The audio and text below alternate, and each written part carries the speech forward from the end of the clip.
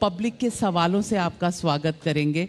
अखिलेश जी, नई शुरुआत की है हमने टाइम्स नाउ नवभारत के साथ, और देखिए जैसे वो होता है ना कि आप एंटर करते हैं किसी भी हिंदी फिल्म में और क्लाइमैक्स का सीन आ जाता है, तो वैसा ही क्लाइमैक्स का सीन आने वाला है। उत्तर प्रदेश के चुनाव होने वाले हैं।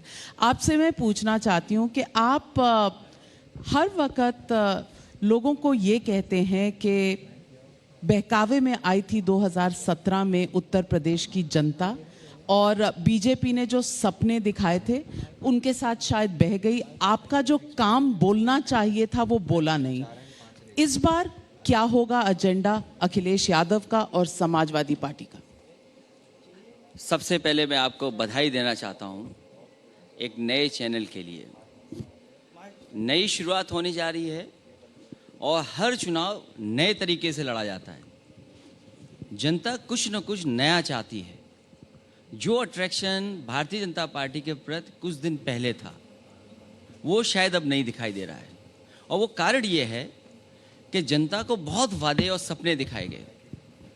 उनका जो संकल्प पत्र था, मुझे लगता है भारतीय जनता पार्टी ने अपने संकल्प पत्र को कूड़ेदान में फेंक दिया है।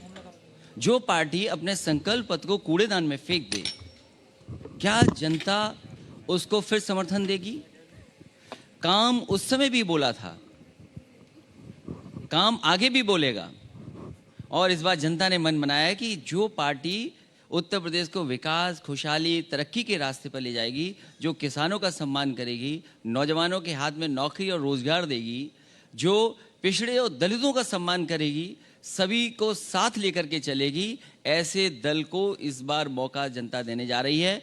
और हो सकता है कि जनता 400 सीटें हरा दे भारतीय जनता पार्टी को, और समाजवादी पार्टी के पक्ष में 400 सीटें आ जाएं। नहीं, अगर ऐसा हो जाए तो बिल्कुल लॉटरी खुल जाएगी, क्योंकि 317 सीट मिली थी पिछली बार भारतीय जनता पार्टी को। लेकिन विकास आप कहते हैं कि पिछले 5 साल में हुआ नहीं। तो फैक्ट से शुरू करें। ऐसा कौन सा विकास है, ऐसे कौन से वायदे हैं जो नहीं किए पूरे उत्तर प्रदेश में योगी आदित्यनाथ जी की सरकार ने? ऐसी कौन? आप एक्सप्रेस वे से हमेशा शुरू करते हैं। एक्सप्रेस वे के तो 4 नमूने बता दिए हैं योगी आदित्यनाथ की सरकार ने।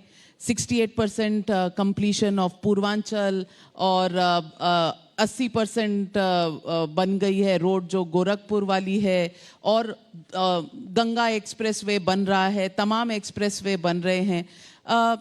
विकास तो हुआ है, लेकिन आप कन्विंस्ड क्यों नहीं? भारतीय जनता पार्टी को सबसे पहले तो झूठ प्रशिक्षण केंद्र खोल देना चाहिए। उनका कौन सा एक्सप्रेस वे है अपना? मुझे याद है वो दिन जिस समय मुख्यमंत्री जी पहली बार झांसी गए थे। शायद उनके जीवन की पहली यात्रा वो झांसी की थी। वहां जाकर के उन्होंने 2 वादे किए। कहा कि झांसी से सीधे दिल्ली के लिए एक्सप्रेस वे बनेगा, और दूसरा उन्होंने कहा कि मेट्रो जिस तरह से बड़े बड़े शहरों में है, वो मेट्रो झांसी और गोरखपुर में बनेगी। मैं ये जानना चाहता हूं कि जो झांसी से वादा किया था एक्सप्रेस वे का, क्योंकि उन्हें ये जानकारी नहीं थी, झांसी के बाद मध्य प्रदेश शुरू हो जाता है। वो मुख्यमंत्री उत्तर प्रदेश के हैं, वो मध्य प्रदेश के मुख्यमंत्री नहीं है। वो एक्सप्रेस वे कभी नहीं बना दिल्ली को सीधा जोड़ने वाला। मेट्रो जो समाजवादी सरकार में शुरू हुई थी, जितनी भी, चाहे वो आगरा की मेट्रो हो, चाहे वो कानपुर की हो, और लखनऊ से बेहतर कौन जानेगा, लखनऊ में जितनी समाजवादी सरकार में मेट्रो जहां तक गई थी वहीं से वापस आ जाती है, आगे जाने का नाम नहीं ले रही, वो इस सरकार की वजह से। मैं जानना चाहता हूं कि गोरखपुर में कौन सी मेट्रो बन गई, जो सबसे पहला वादा था। और सवाल ये नहीं है, सवाल सबसे बड़ा ये है कि संकल्प पत्र में सबसे पहला वादा ये किया गया कि हम किसानों की पैदावार की आय दोगुनी कर देंगे। क्या इस महंगाई में आय दोगुनी हो गई? डीजल, पेट्रोल, जरूरत की चीजों का सामान कितना महंगा हो गया? आज आय दोगुनी है कि नहीं है? ये सरकार बताती है कि हमने भुगतान इतना किया है। सरकार से किसान भुगतान नहीं जानना चाहता है। गन्ने का किसान ये जानना चाहता है कि आखिरकार उनका बकाया कब तक मिलेगा। बिजली किसने महंगी की? मुख्यमंत्री जी के नाम मुंह से जनाने क्या क्या सुन सकते हैं आप। आज तक उन्होंने उत्तर प्रदेश में बनने वाले जितने भी बिजली के कारखाने, उनका एक का नाम लिया हो? अभी अलीगढ़ में गए, सरकार अगर चाहती तो हरदोईगंज का 660 सुपर क्रिटिकल थर्मल प्लांट बनकर के तैयार हो जाता, किसानों को सस्ती बिजली उपलब्ध हो जाती। क्यों बिजली के कारखाने की बात नहीं की?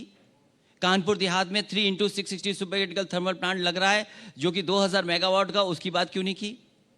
ललितपुर में जो लगना शुरू हुआ था 3 into 660 super critical thermal plant लग गया, उसकी बात क्यों नहीं करते हैं? तो बिजली लगने का काम नहीं बता रहे हैं, बकाये की बात नहीं कर रहे हैं, अपना संकल्प खुद नहीं पढ़ते हैं, संकल्प लागू नहीं कर रहे, तो जनता वोट क्यों देगी इन्हें?